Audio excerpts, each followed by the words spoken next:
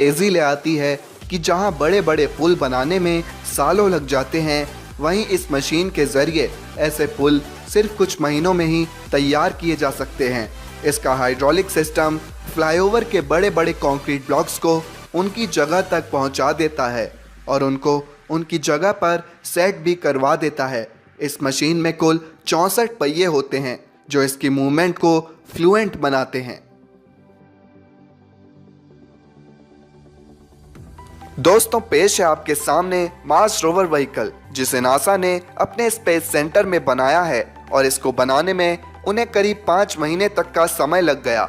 इस खास hybrid vehicle को मार्स के सरफेस पर वैज्ञानिकों को एक जगह से दूसरी जगह तक पहुंचाने के लिए बनाया गया था, पर अफसोस बाद में नासा ने इस प्रोजेक्ट को कैंसिल कर दिया और अब यह व्हीकल आपको नासा स्पेस सेंटर में लोगों को आकर्षित करता हुआ ही नजर आएगा। इसकी लंबाई करीब 8.5 मीटर और ऊंचाई करीब 3.5 मीटर की है और इस व्हीकल की टॉप स्पीड 110 किलोमीटर प्रति घंटे तक जा सकती है। इसके टायर्स को स्पेशली मार्स के सरफेस पर मौजूद किसी भी ऑब्स्टेकल को आसानी से पार करने के लिए खास डिजाइन करा गया है।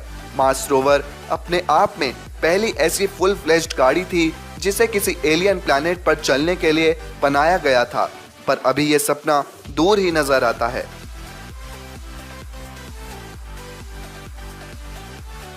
दोस्तों, आजकल रोड्स पर एक्सीडेंट्स होना बहुत ही आम हो गए हैं। हर साल लाखों लोग रोड एक्सीडेंट्स के जरिए अपनी जान खो देते हैं।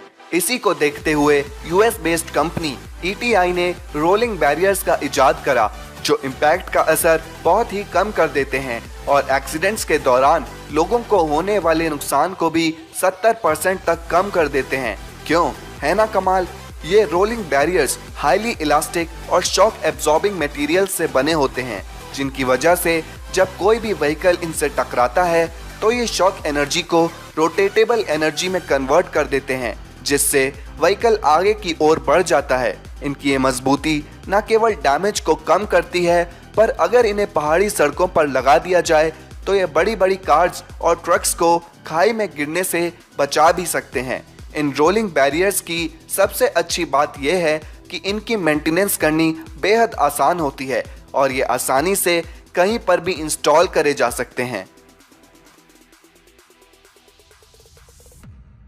दोस्तों, स्पार्टन लीफ प्रो उन बेहतरीन मशीन्स में से एक है जिन्हें सड़कों पर मौजूद लीव्स को साफ करने के लिए इस्तेमाल किया जाता है। इस मशीन की बेहद शक्तिशाली सक्शन पावर पत्तियों की बड़ी बड़ी पाइल्स को चुटकियों में साफ कर देती है। इस मशीन को खासकर म्युनिसिपल अथॉरिटीज के लिए बनाया गया है, जिससे वह रोड्स की सफाई जल्दी से कर पाएं। इस मशीन से मिलती जुलती एक और मशीन है जो इवेंट्स में फैलाए गए लोगों के कचरे को साफ करने का काम करती है। इसका नाम है एसकेस इवेंट क्लीनर। ये गाड़ी ट्रक और गार्बेज कलेक्टर के बीच का हाइब्रिड भी कहा जा सकती है। इसकी ह्यूज कैपेसिटी के कारण ये मशीन चुटकियों में सारा गार्बेज कलेक्ट करके उसे डिस्पोज भी कर सकती है। इसके दमदार सक्शन ट्यूब्स किसी भी तरह का कचरा सक कर लेते हैं, जिसके कारण ये मशीन काफ़ी इफेक्टिव बन जाती है।